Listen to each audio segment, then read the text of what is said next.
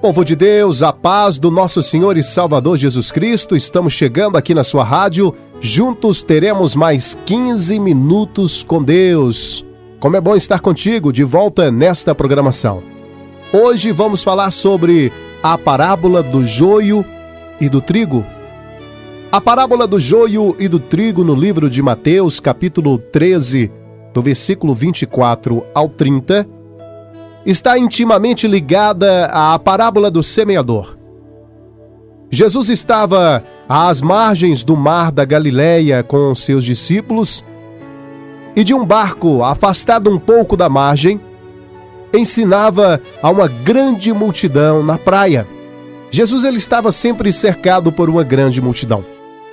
O mestre ele descreve um quadro dramático que revela verdades ocultas desde a fundação do mundo. O joio, planta que o inimigo semeou no campo de trigo, abundante na Palestina e na Espanha. O joio ele produz grãos semelhantes aos do trigo, porém menores, de cor mais escura e cuja farinha mesclada com a do pão em grande quantidade produz vertigens e convulsões. Mateus 13, 24 vai dizer: propôs-lhes uma parábola dizendo: o reino dos céus é semelhante ao homem que semeia a boa semente no seu campo. O versículo 25 e 26 vai dizer: mas dormindo os homens, veio o seu inimigo e semeou joio no meio do trigo e retirou-se. E quando a erva cresceu e frutificou, apareceu também o joio. Vejamos que no primeiro período de crescimento, o joio ele é muito parecido com o trigo. E mesmo os mais experientes teriam dificuldade para distinguir um do outro. Mas quando a espiga desabrocha do pé, até mesmo a criança vê a diferença entre uma planta e outra. Então a separação pode ser feita com facilidade na época da colheita. O joio e o trigo. Jesus nos revela nesta parábola fatos dramáticos acerca do mundo espiritual, onde há uma verdadeira batalha invisível, mas real. O mestre nos avisa que o responsável pela semeadura do joio é o próprio maligno. As forças do mal combatem para seduzir o homem ao pecado, às injustiças, e induz também o homem à desobediência a Deus. As forças do mal fazem isso, tentando semear essas coisas no coração humano. É no coração, sede da vontade, emoções e inteligência, que o mal quer semear o joio. Cuidado, vigiai. Uma das razões pelo qual Salomão já nos avisa desde muito tempo, vai dizer assim: de tudo o que deves guardar, guarda o seu coração. Provérbios 4, 23, sobre tudo o que se deve guardar, guarda o teu coração. Por quê? Porque dele procedem as fontes da vida. Jesus, em sua explicação da parábola do joio e do trigo, afirma que a boa semente é o trigo. E ele diz que a boa semente e o trigo são representações dos filhos do reino. Porém, o joio representa os filhos do maligno. Assim podemos melhor relacionar e entender as características dos joio-homens e dos trigo-homens. Em Mateus 13, versículo 37 e 38, vai nos dizer assim: e ele respondendo disse-lhes: o que semeia a boa semente é o filho do homem. O campo é o mundo, e a boa semente são os filhos do reino, e o joio são os filhos do maligno. Mateus 13, no versículo 39, vai dizer: o inimigo que o semeou é o diabo, e a ceifa é o fim do mundo, e os ceifeiros são os anjos. Mateus 13, verso 39. A parábola do joio e do trigo também ilustra um padrão de intolerância religiosa que existia em Israel. A tendência natural dos trabalhadores do campo era arrancar o joio, limpando o campo de trigo, mas seria impossível fazer isso sem que se prejudicasse o trigo também. Jesus não queria que a intolerância religiosa judaica fosse inserida no cristianismo evangélico.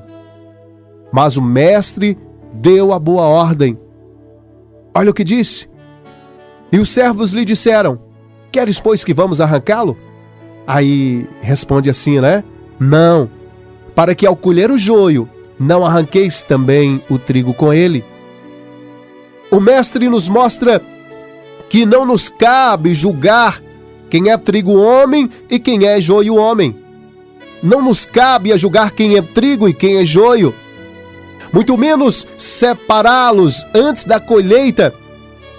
Isto cabe ao dono da fazenda, ao dono do campo. Essa separação cabe ao Senhor. A separação é uma tarefa divina. A vida dos trigo-homens tem que ser protegida a todo custo. Sem dúvida, o poder dos joio-homens está na imagem. Eles meio que praticam um estelionato espiritual, vamos dizer assim, de aparências.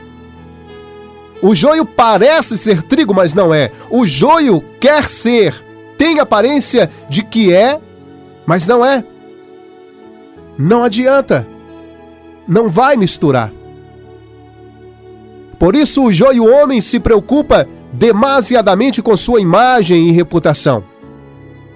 O joio é moralista religioso, judicioso, preso ao pé da letra da lei, meticuloso em busca dos seus erros, meticuloso em busca dos erros dos outros.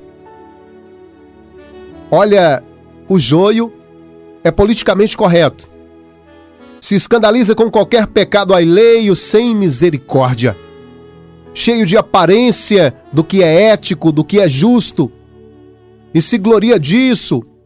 E se autoafirma para todo mundo saber a sua pseudo-santidade. Mas interiormente ele nada tem de fato de santidade. Seu coração está cheio de perversidade e engano. Nas escondidas, quando ninguém está vendo, ele faz tudo o que condena nos outros. Ele é um santo na igreja, mas em casa é uma pessoa cheia de arrogância, trata mal a esposa, trata mal o marido, não dá atenção aos filhos, é negligente com os pais, não ajuda seus irmãos. É mau vizinho, mau funcionário na empresa, mas enxerga defeito em todos à sua volta. Mas na igreja é santo. E ninguém pode reclamar dele, sua imagem não pode ser arranhada, afinal ele vive dela, ele vive da imagem, vive da aparência. Um exemplo era o campo de Israel, uma nação que veio de boa semente da fé, mas tornou-se em um joio religioso, liderada pela aparente santa imagem dos fariseus e demais doutores da lei. Toda aquela aparência de santidade escondia o desprezo por um povo carente e a vontade homicida que estava no coração deles. A palavra de Deus vai nos dizer em João 8, versículo 44: Vós tendes por pai ao diabo e quereis satisfazer os desejos do vosso pai. Ele foi homicida desde o princípio e não se firmou na verdade, porque não há verdade nele. Quando ele profere mentira, fala do que lhe é próprio, porque é mentiroso e pai da mentira. E os fariseus achavam que eram eles que tinham o poder de separar o joio do trigo e acreditaram tanto nisso que, por final, se tornaram em joio e foram rejeitados por Deus. Mas a característica principal do trigo é ser em essência. O trigo, ele é. Trigo é trigo. E isso faz referência a um Deus que assim se define. Eu sou o que sou. Não precisa parecer justo. Não se preocupe em demasia com sua própria imagem, mas se necessário for, entra na casa de pecadores e come com eles por amor. E disse Deus a Moisés: eu sou o que sou. Êxodo 3, versículo 14. A maior virtude dos filhos do reino é o amor, por isso estão cheios de misericórdia e perdão.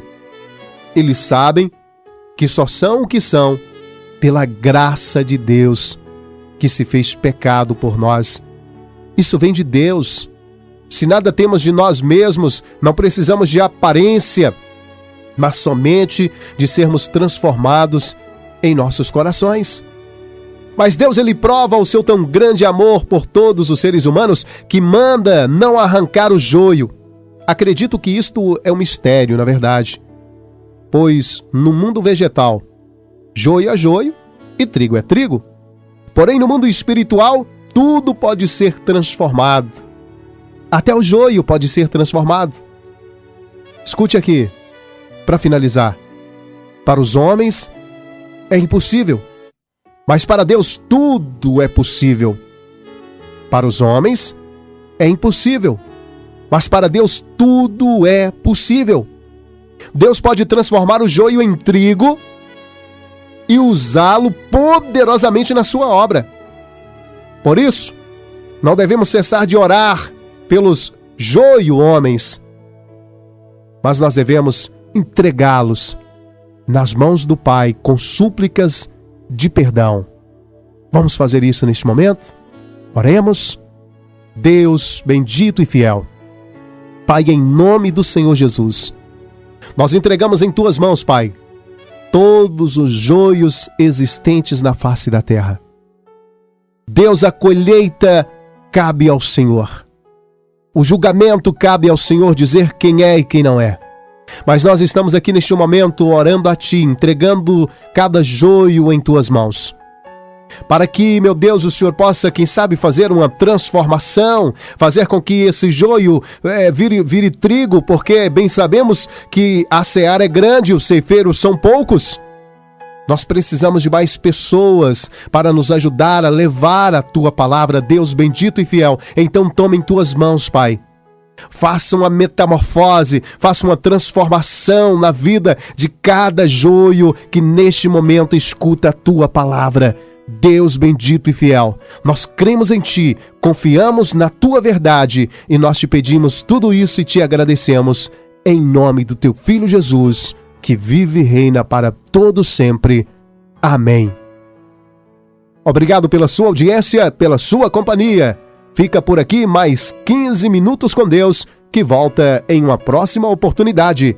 Que a paz do nosso Senhor e Salvador Jesus Cristo estejam com todos, hoje e para todo sempre.